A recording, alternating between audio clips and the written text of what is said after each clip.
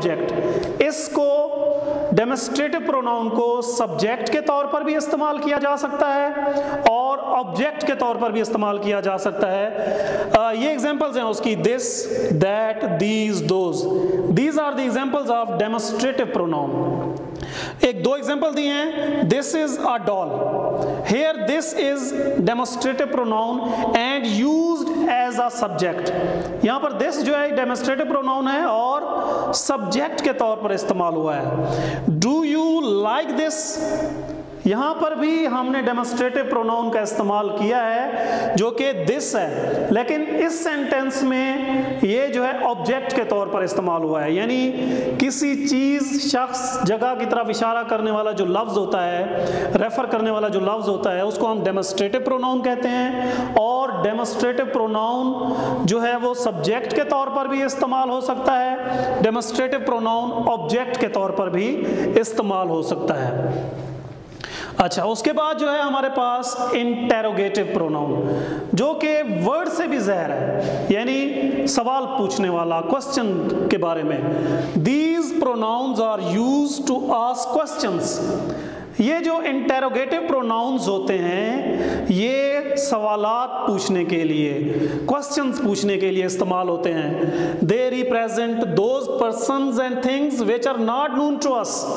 ये उन अशखास की तरफ, उन चीज़ों की तरफ इशारा करते हैं जिनको हम नहीं जानते, जो हमें मालूम नहीं होती। तो उसकी एग्जांपल्स हैं, whose book is this, here whose is interrogative pronoun, यानी प्रोनाउन की तरफ, पर्सन की तरफ इशारा हो रहा है लेकिन हमें नहीं मालूम, इसलिए हम सवाल पूछ रहे हैं, हुज बुक इज दिस। तो हुज जो है ये यहाँ पर क्या है, इंटेरोगेटिव प्रोनाउन है। व्हाट हैपेंड, ठीक है, किसी चीज़ की तरफ जो है क्या हुआ, एक इशारा हो रहा है या सवाल पूछा जा रहा है, तो यहाँ पर जो व्हाट है ये क्या है, इंटेरोगेटिव प्रोनाउन है, क्वेश्चन पूछने के लिए। Who obeys you, here who is an interrogative pronoun, ठीक है, यानी इंटेरोगेटिव प्रोनाउंस जो हैं वो सवालात पूछने के लिए, क्वेश्चंस पूछने के लिए इस्तेमाल होते हैं और इसके साथ साथ उन चीज़ों के बारे में, उन अशखास के बारे में सवालात होते हैं जो कि हमें मालूम नहीं होते। उसके बाद है reflexive pronoun. Reflexive, the self form is called reflexive pronoun, ठीक है, जो सेल्फ फॉर्म होती है उसको क्या कहते हैं, रिफ्लेक्सिव प्रोनाउन कहते हैं। The Urdu translation of self is खुद, जिसे हम खुद कहते हैं, ठीक है, यानी सेल्फ का उर्दू मीनिंग क्या है, खुद।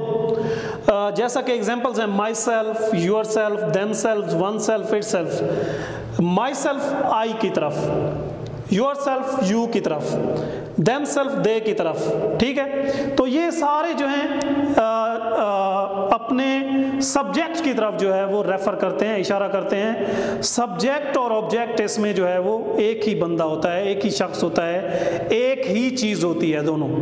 तो ये हमारे जो हैं प्रोनाउंस की काइंड्स हैं, जिनमें डेमोस्ट्रेटिव प्रोनाउन है, इंटेरोगेटिव प्रोनाउंस है और रिफ्लेक्सिव प्रोनाउंस है। इसकी हम जो है अब एक्सरसाइज जो है वो करते हैं। एक्सरसाइज में ये वर्ड्स दिए गए हैं। सबसे पहले है हैंड मी दैट हैमर। अच्छा, इसमें प्रोनाउन कौन सा वर्ड है, दैट। कौन सा प्रोनाउन है वो, डेमोस्ट्रेटिव प्रोनाउन। दैट क्या है, डेमोस्ट्रेटिव प्रोनाउन, रेफर कर रहा है, इशारा कर रहा है। अच्छा, I saw my self in the mirror, ठीक है, मैंने अपने आप को मिरर में देखा। तो यहाँ पर आई और माई सेल्फ सेम पर्सन्स हैं, तो ये इसमें जो सेल्फ है वो क्या है, यानी सेल्फ फॉर्म, आई की सेल्फ फॉर्म क्या है, माई सेल्फ। तो इस सेंटेंस में माई सेल्फ जो है वो क्या है, रिफ्लेक्सिव प्रोनाउन है। नंबर 3 है हु इज देयर। सवाल पूछा जा रहा है, क्वेश्चन किया जा रहा है, अभी हमने पढ़ा है। तो ये जो हु है ये कौन सा प्रोनाउन है, इंटेरोगेटिव प्रोनाउन है। उसके बाद है ही himself will be our new friend. तो इसमें ही और हिमसेल्फ सेम है, तो हिमसेल्फ ही की तरफ जो है वो इशारा कर रहा है। तो इसमें हिमसेल्फ जो है वो कौन सा प्रोनाउन होगा, रिफ्लेक्सिव प्रोनाउन। नंबर 5 है is this your teachers book. तो इसमें जो प्रोनाउन है वो कौन सा है? Demonstrative pronoun. दिस कौन सा प्रोनाउन है? Demonstrative pronoun. और लास्ट है हमारे पास विच इज योर पेन। ये भी बहुत इजी है। कौन सा प्रोनाउन है? ये भी डेमोन्स्ट्रेटिव प्रोनाउन है जो हमने अभी स्टडी किया है। इसके बाद जो है हमारे पास प्रेजेंट एंड पास्ट पार्टिसिपल्स हैं जो कि एडजेक्टिव के तौर पर भी इस्तेमाल हो सकते हैं। अब देखें प्रेजेंट एंड पास्ट पार्टिसिपल। सबसे पहले देखते हैं प्रेजेंट पार्टिसिपल क्या होता है। Present participle is formed by adding ING. Present participle जो है वो आईएनजी को ऐड करने से किसके साथ? With the first form of verb. अगर हम फर्स्ट फॉर्म ऑफ वर्ब के साथ आईएनजी का इजाफा कर दें तो वो कौन सा पार्टिसिपल बनेगा? Present participle. Sometimes they are used as an adjective। बाज़ दफ़ा ये प्रेजेंट पार्टिसिपल्स जो हैं एडजेक्टिव के तौर पर भी इस्तेमाल होते हैं। उसकी एग्जांपल मैंने दी है, I am reading. Here reading is present participle. यहाँ पर रीडिंग क्या है? प्रेजेंट पार्टिसिपल है। लेकिन एडजेक्टिव के तौर पर कैसे? This is an interesting book.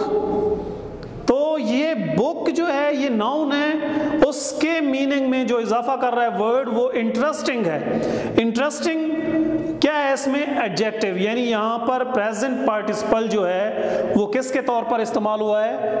Adjective के तौर पर इस्तेमाल हुआ है। उसके बाद हमारे पास है पास्ट पार्टिसिपल्स। पास्ट पार्टिसिपल्स में the third form of verb is called past participles.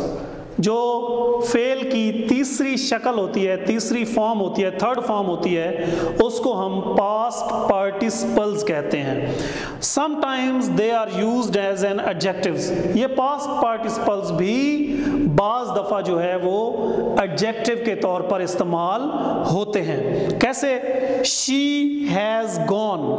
Hair gone is past participles. ये लेकिन नेक्स्ट सेंटेंस में जो है वो पास्ट पार्टिसिपल एडजेक्टिव के तौर पर इस्तेमाल किया गया है। He gets easily annoyed।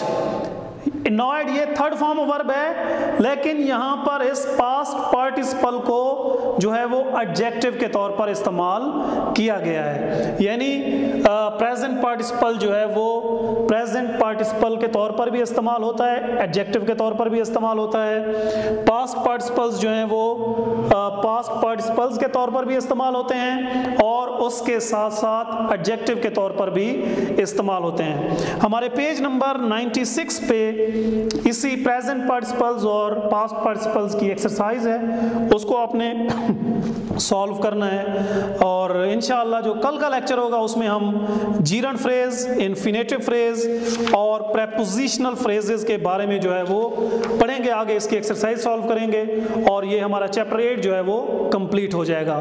इंशाअल्लाह वी शैल कंटिन्यू टुमारो।